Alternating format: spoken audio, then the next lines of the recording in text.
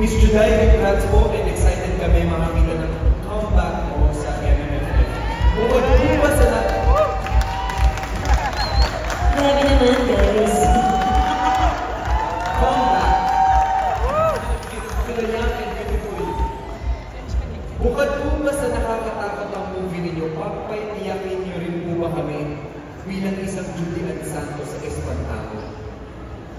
Grabe naman yun. Oo. Kasi, maliban sa magiging horror siya, it is really a family drama. So, maraming eksena na mabibigat. Actually, karamihan ng eksena mabibigat. Yun lang yung pwede ko sabihin. Hindi lang nananakot, matindi yung kurot sa puso. Kasi, yun yung nararamdaman namin every time we galing taping or galing shooting, mabigat yung pakiramdam. Kasi ang daming iyak, ang madaming moments na tutulo ang luha niya. So, magdala po kayo ng tissue. Magdala na rin kayo ng ng mamaypay kasi baka may mahimatay sa takot. Yun po. Yes, iiyak po kayo. Thank you very much, Rosalie Castillo. Thank you, Mr. Jim. Eto namang susunod, wala naman sa Pepla PH, Kim Manalo, ang tanong para sa Team Espantago. What is the most exciting part of MMFF ngayong taon? Ano po ang reaksyon ninyo na napakaganda po ng line-up ng MMFF entries? Ako lang ba nandito? Ako na nandito. Hindi, the fact that it is the golden anniversary of Metro Manila Film Festival, that alone excites the whole occasion already. 10 beautiful, amazing films pinagsama-sama at pinagtrabahuhan ng 10 producers or production companies. I think marami naman kami nakipaglaban sa pwestong ito. Nabigyan na talaga kami ng pagkakataon na magkaroon ng slot. So, we're very thankful. Napaaga ang Pasko para sa amin. Napaaga din ang balitang wala kaming Pasko.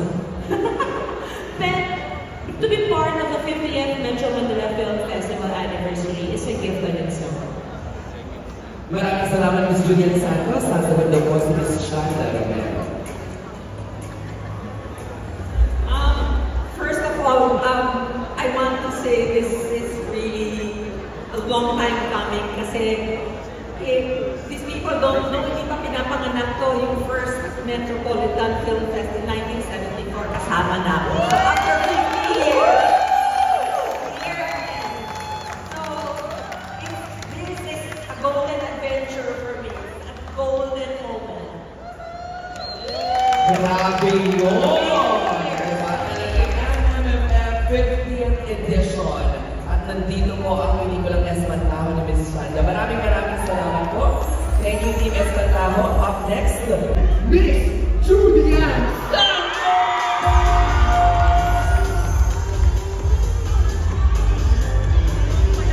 Ang saya-saya. Ang saya-saya.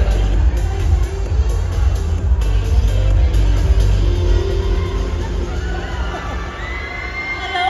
Good afternoon po sa inyo lahat. Dito po tayo sa unahan, hindi po kami nangangagal. Tayo sa unahan. Pasensya na po, may mga 1,000 kami nainiwan saan. Grabe naman po kahit sa salapi ng daig baka invite. Simulan natin sa labi. Alam mo, nagtayuan lahat ng mga tao. Grabe. At kami ni Georgie, ikaw na, sisimulan ko na.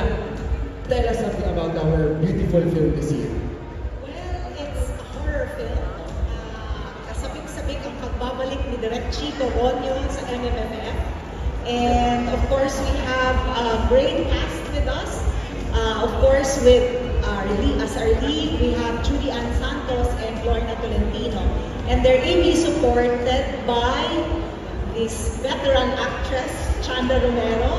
Of course, there's JC Santos, Janice De Belen, Mon Confiado, Kian Po, Nico Antonio, Donna Carriaga, Tommy Abuel, and the Eugene Domingo. Talagang Kasi ka. mo dahil. Inuna yung Miss Judy Ann Santos bago yung Eugene Domingo. Thank you very much, Atty. Ma'am Chanda, gusto ko lang po sabihin sa iyo. Habang, huwag kang nangyayala, ako yung host. As a host niya sabihin, habang pinapanood ko po yung trailer, parang namamaliit po ako habang dinideliver niyo yung lens yung nakakatuwa po. Marami Gusto ko na lang naman, sabihin. marami na naman magagalit sa akin.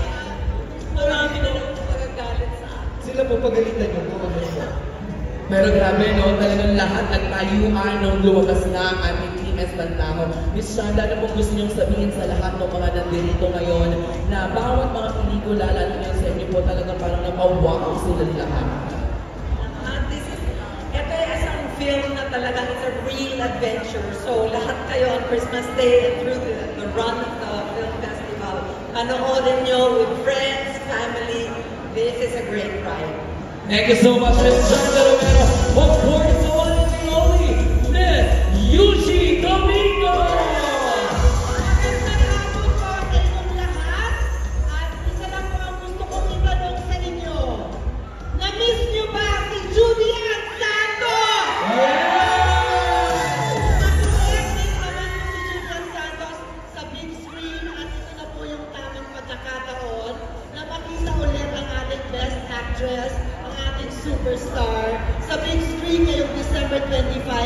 Napakaganda pong pelikula na handog sa atin, written by Chris Martinez and directed by the one and only Chico Ronyo. Horror po ito. Napakasarap panoorin kasama ng buong barkada at buong pamilya. Ano nga ba ang Espantaho? Ipapaliwanag yan ni Judy Ann. Eto na, the queen of Pinoy soap opera, the superstar, Miss Judy Ann Santos Agoncillo! Tumagas tayo eh. Tumagas tayo eh. Ang Espantaho mo talaga ang tunay na spelling ng pangalan ni Eugene Domingo. Ang Espantaho ay scarecrow sa salitang Portuguese. So, ayan po.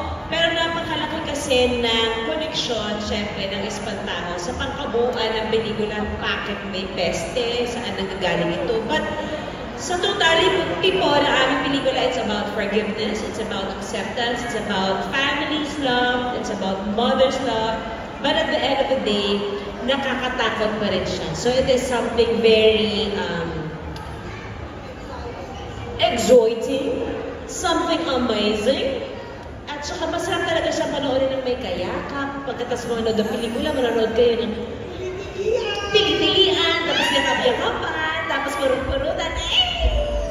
So this is under Quantum Films, of course, directed by Chito Ronyo. It is our first movie together dito sa Espantaho. It's been a while na gumawa ako ng horror. It's been a decade, and then my entry last 5 years ago pa, ang entry kong huli dito sa Metro Manila Film Festival, and it's very exciting. I'm so excited for this movie. Alam mo, tamang-tama yung 50th edition ng MMFF. Nandito si Miss Judy Ann Santos. Bakit gano'n? Wala, gusto ko lang sabihin. Fan po kasi talaga.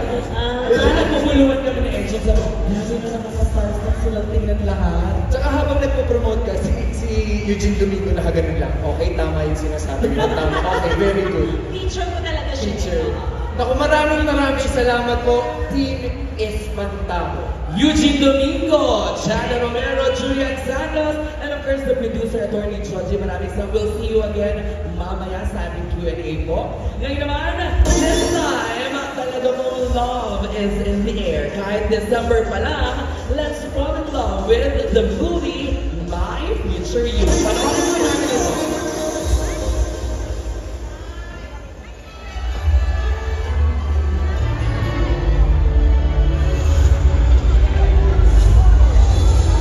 Mahigit ang 2 milyon.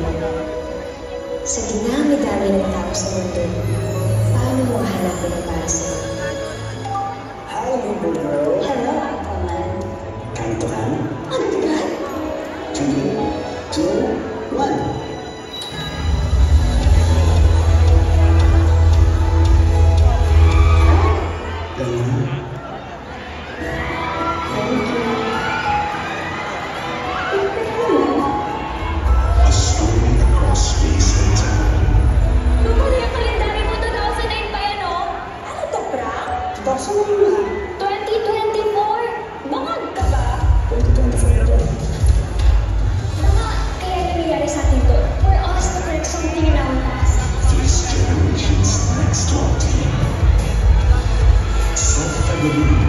and Francine Diaz, who changed into